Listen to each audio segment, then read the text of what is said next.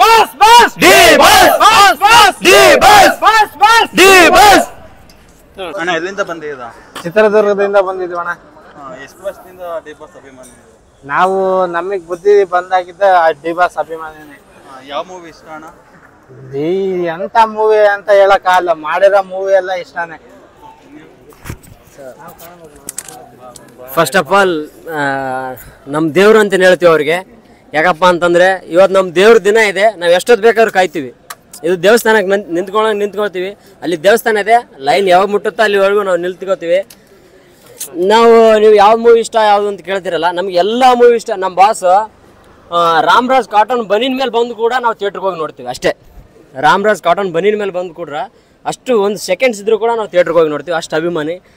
2023 December 29ಕ್ಕೆ ಕಾಟೇರಿ release ಆಯ್ತಲ್ಲ, ಒಂದು 3-4 ವರ್ಷಗಳ ಹಿಂದೆ ಥಿಯೇಟ್ರಿಗೆ ಜನನೇ ಬರ್ತಿದ್ಲ. ಎಲ್ಲರೂ OTT, ಹಾಟ್ಸ್ಟಾರ್, ನೆಟ್ಫ್ಲಿಕ್ಸ್, ಟೆಲಿಗ್ರಾಮ್ ಅವೆಲ್ಲ ಸುಮ್ಮನೆ